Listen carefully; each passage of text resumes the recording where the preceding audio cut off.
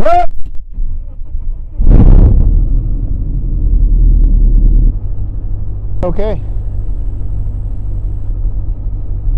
Who wants to go fly?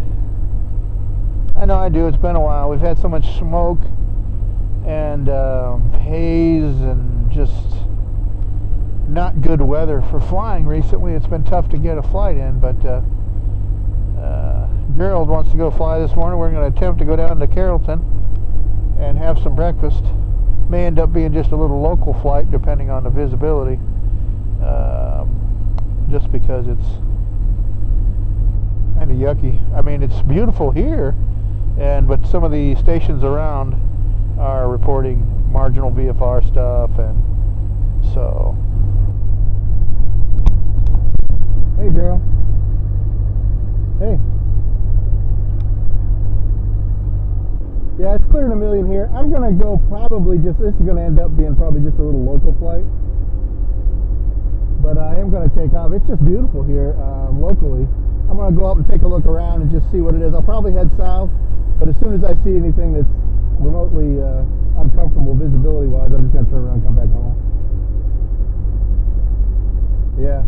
Well, I'll keep an eye on it. Like I said, I'm not going to go far, at least not initially. Yeah. Yeah, sounds like a good call. It's just been terrible lately, so we'll get one in, though, here shortly. All right, talk to you later, Joe. All right, bye. Well, that was just a call from Gerald, actually. Well, let's do it. They got a new checklist thing on my flight program that I use. I fly EFB, it's called, and they have checklist options. So Avionics, it's nice. You can just check this off. Let's just switch. Hobbs recorded. Controls checked. Canopies locked. Main gears checked. This is the pre-flight, which I did earlier. And you can do this where you check all these off at once. I just don't know how to do that yet. I saw it somewhere, though, in a video where you could check them all off at once if you did this. So then it takes you to the next checklist. Starting engine, obviously, I'm running already. So the gear, ignition switch, motor unchecked, throttle, RPM, back a little bit. Avionics are on. They have strobes.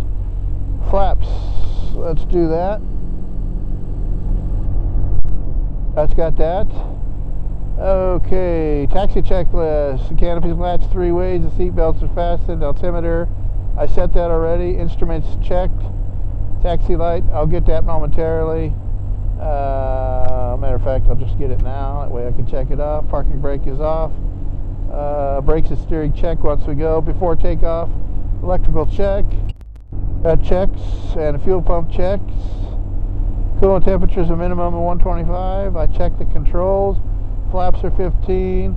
Transponder to altitude. Engine instruments are going to be checked here as we go. Departure briefing, fuel quantities checked. Flight instruments set. Normal takeoff, maximum, and looking for 4,600 RPM. And then we're up to the cruise checklist. Beautiful. I like it. I don't see any traffic around to affect me any. This is just probably going to end up being a little local flight because I just got a call from Gerald saying that weather over there is starting to get worse. So let's go see what we got. All right, we're all set.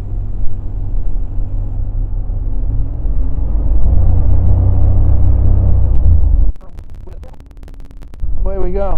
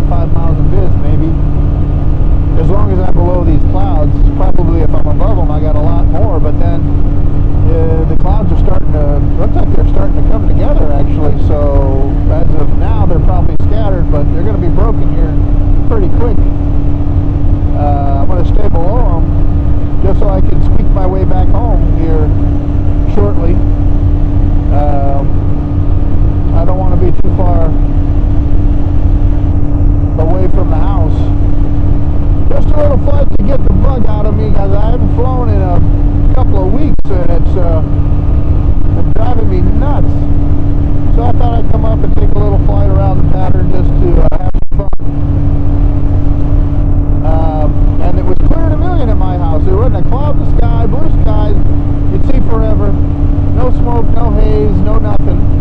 And boy, as soon as you take off, look at this. Just like starting to, yeah, this is going to be overcast very shortly. It's high enough that I can get back home and still be VFR. Excuse me, but I wouldn't want to be messing around with it too much, especially as this starts to close in. I don't know if it's going to come down lower or what it's going to do. So I'm just going to play around out here for just a little bit. See if we can't get her to, maybe 128 on the hops. I doubt it. We're 127.3 now, so that'd be point. Maybe. Let's see. Just kind of playing around out here. Starting to get a few bumps too, and that's because we're underneath these clouds, rising and falling air. You're going to get some bumps. I've got it slowed down to 4,300 on the RPM, which is netting me about 107 miles an hour. When I took off, it was clear to million at my place. And I'm only, I'd say, 2.5 miles from my place. Let's see here, what's the map? It says 2 miles. No, it says I'm actually 3.5 miles. Okay, so I'm a little farther than I thought. The lake's pretty big. But I'm 3 miles from my place, and it's almost overcast. And it was clear to million at my place when I took off. Literally, I don't know, 10 minutes ago. It is really coming in quick, so I'm not going to play around too long. And I'm definitely not heading south to Carrollton. I'll find myself stuck somewhere and can't get home. I don't want to do that. I got things to do. I got family coming in. Woohoo! It's going to be fun. I'm looking forward to it. Once again, I don't know if you remember from the last flight, I talked about the eye level system and how much I like the autopilot stuff. Well, now I've got that set up, and it is, I've got the autopilot, I've got the altitude hold on right now. So it's holding me at 2,200 feet, just so I can watch the clouds and, look out for towers and stuff. I don't think I'm going to get anything this high up here, and I know most of the towers around.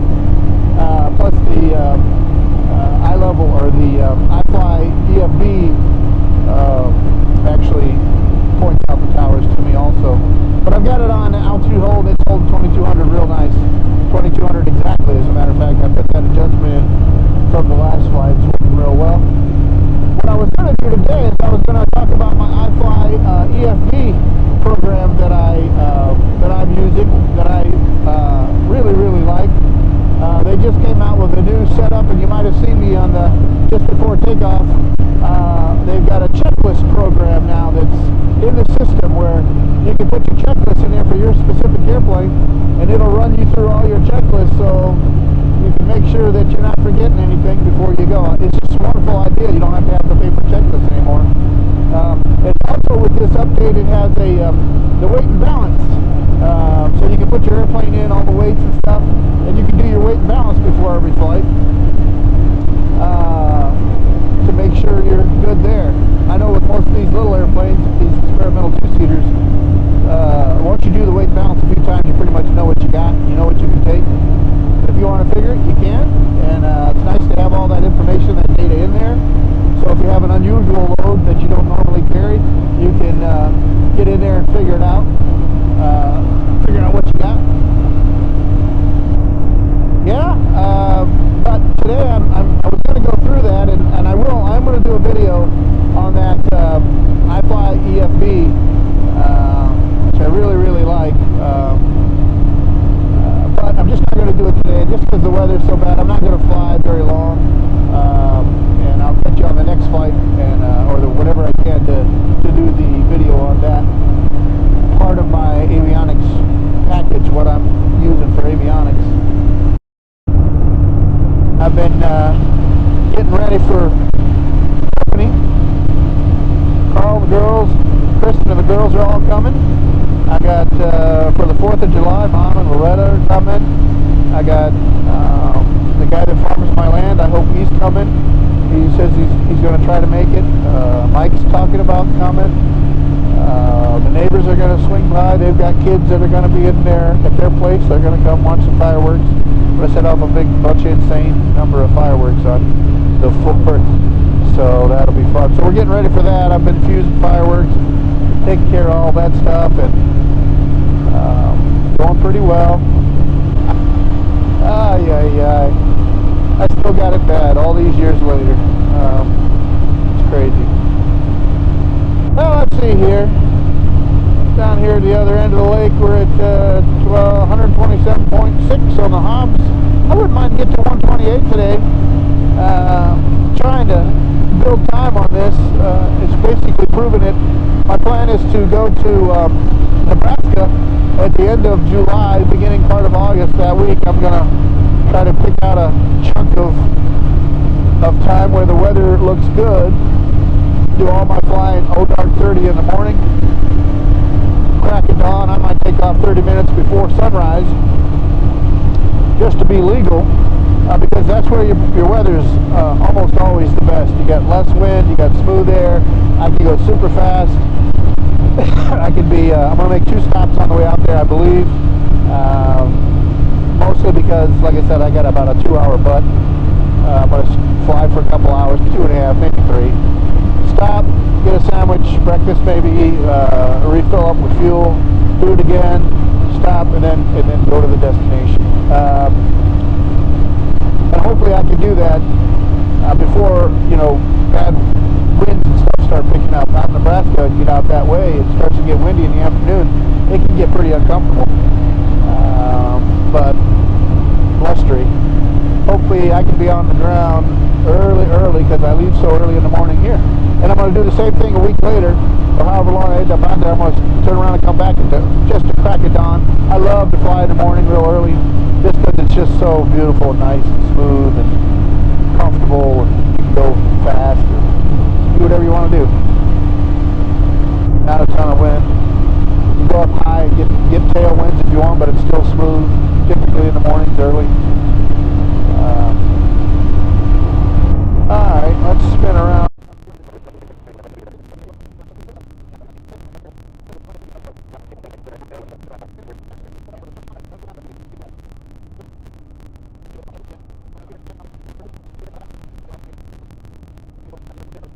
But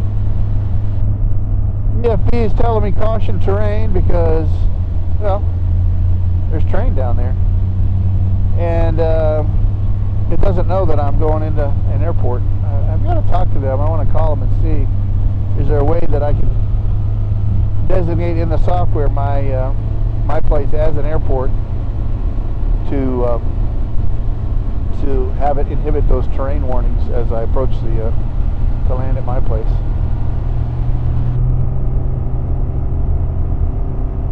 Alright, a little bit of power here just because I'm a little bit long.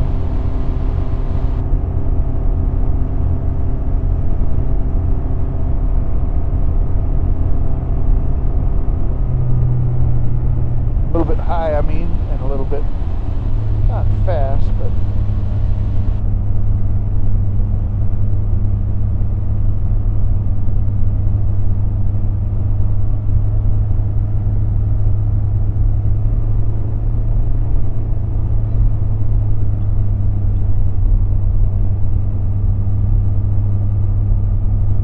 about 70 is what I'm looking for here. I want to do a little bit of slip after we cross the trees.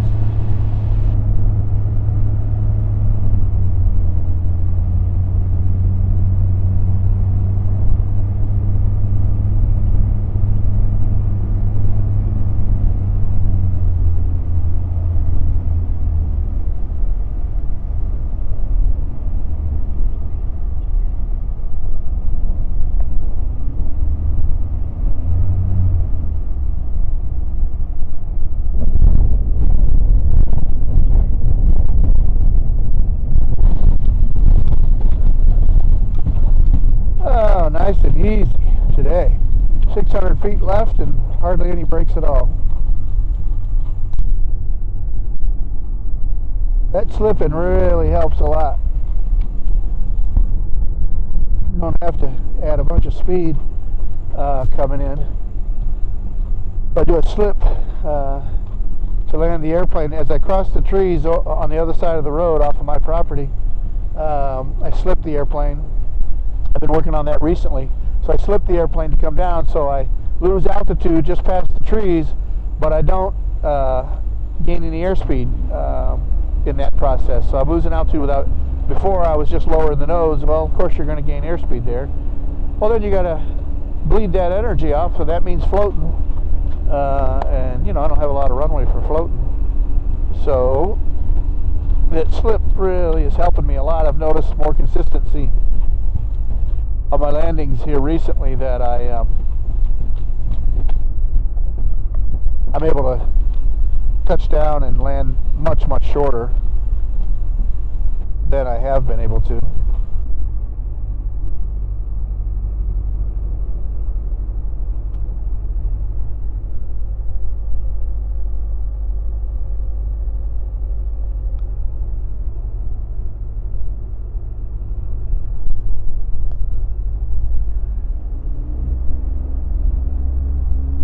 All right, yeah, but that slip's really helping me with shorter landing distances, touching down at a slower speed, and so I'm not floating as much as I come over the cones.